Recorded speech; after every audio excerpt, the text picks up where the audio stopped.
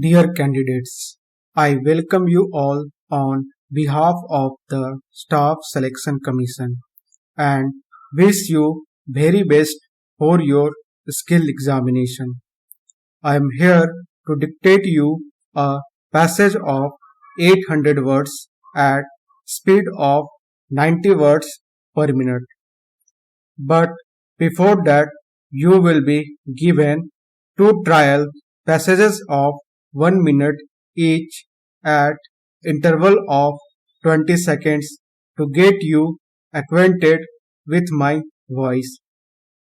After completion of two trial passages, your actual passage will automatically start after 30 seconds without any further intimation or warning.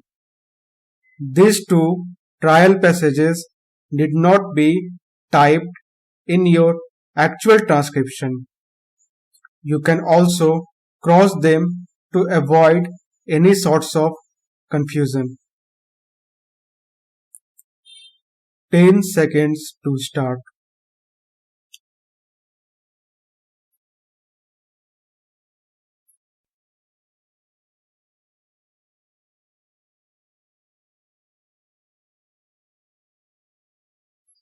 Often, the states make complaints against the central government for not paying attention towards their financial needs and for providing them the required financial resources, and as a result of which development projects remain incomplete. Basically, it is the government of states which are responsible for making development in their states, and in order to fulfill this obligation they need money.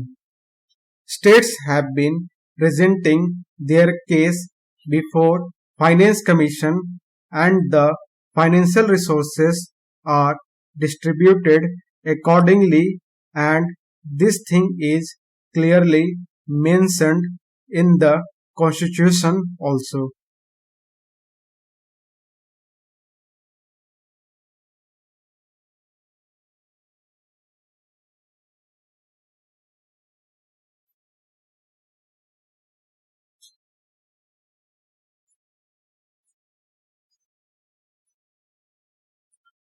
In the election manifesto, you have said that the right to work would be a constitutional right. What steps did you take to convert that promise into reality? How many extra jobs were created? So it was not only a political rhetoric, but it was a concrete dishonesty. Look at what you promised in the election manifesto and what was there in the president's speech. What followed after the president's speech is systematic running away from the election promises, and ultimately we ended up with no plan.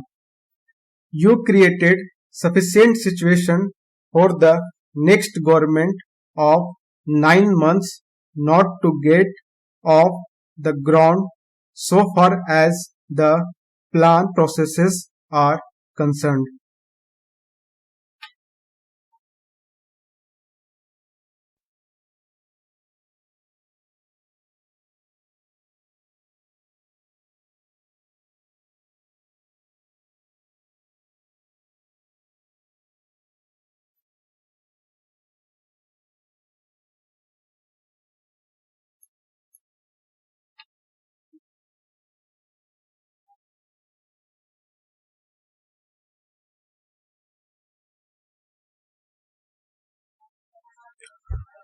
Road Safety Week is a national event aimed at raising people awareness about traffic rules and ultimately reduce casualties due to road accidents.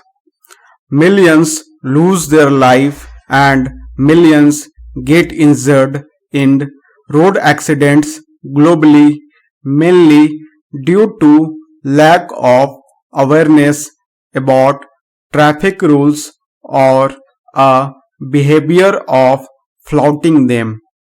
Therefore, to make people more aware of the traffic rules and to persuade them to follow rules while on road, the Road Safety Week is observed annually.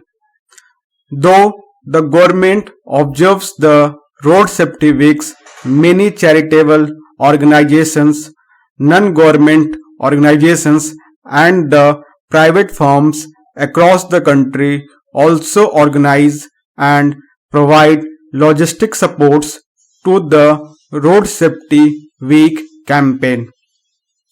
Road Safety Week is celebrated with the great joy and enthusiasm every year in India at many places such as Delhi, Bangalore, Mumbai, Chennai, Kolkata, Baroda, Vadodara, Pune, Bhubaneswar, Hyderabad, Chandigarh and etc. People are encouraged about how to drive on road by organizing variety of programs related to the road safety. During the whole week celebration of this campaign, variety of educational banners, safety posters, safety films, pocket guides and leaflets related to the road safety are distributed to the on-road travelers. Mr. Chairman, I support this resolution very strongly, but my doubt is whether the environment required for successfully carrying it out can be created in the country. The experience of cooperation in the past has been analyzed in the reports of their Rural Credit Survey of the Reserve Bank, and their conclusions are not very encouraging, but even then we should lay our hope on cooperation and we must proceed.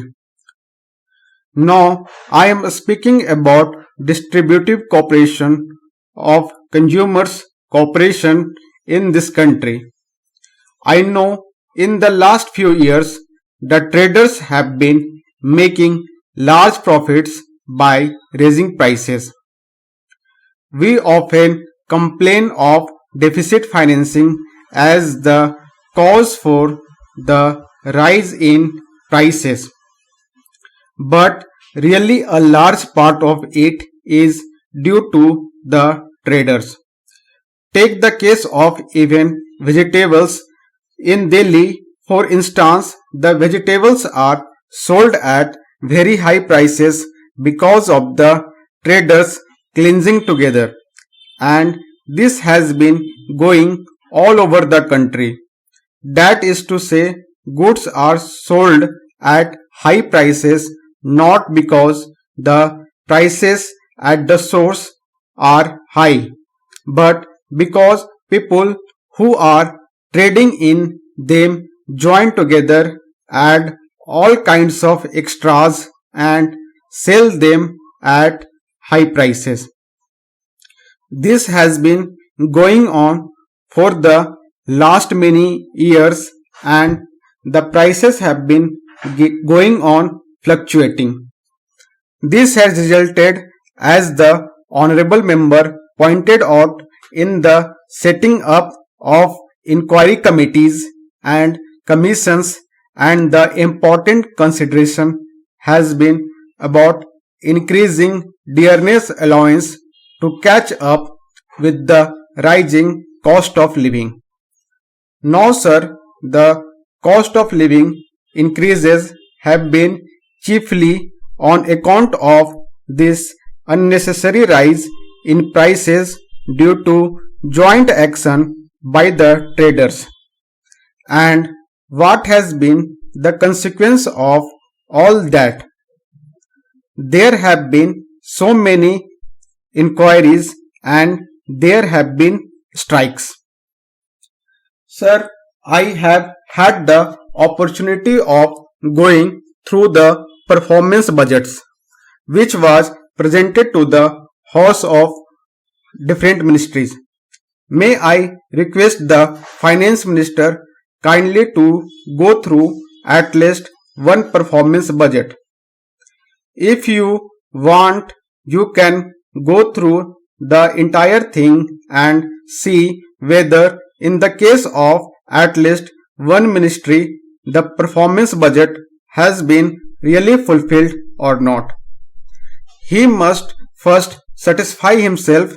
I, for one at least, can say that it does not give any correct idea as to what are the physical targets and which they have set for themselves and how they are going to be answerable to the Parliament next year when the budget is presented. If we have to compare the performance budget of the next year with last year budgets, the members of parliament should be in a position to find out as to whether they have been able to achieve the targets that they have set for themselves, and if they have not, they should find out which department has failed, where the things have gone wrong. At least we should be able to find out these things.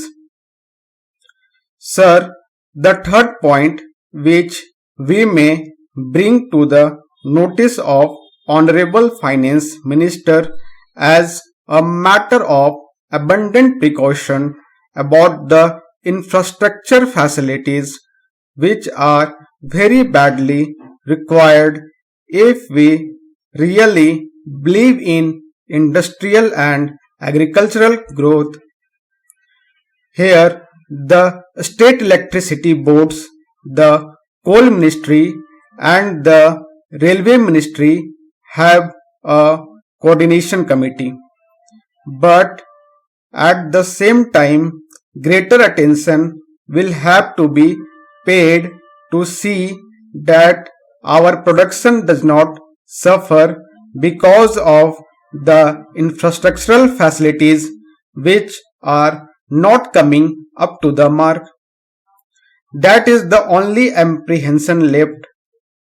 If we are able to fulfill this expectation, if electricity becomes available to all the industries which are either there or which are newly set up, agriculturists should get power which is very badly required.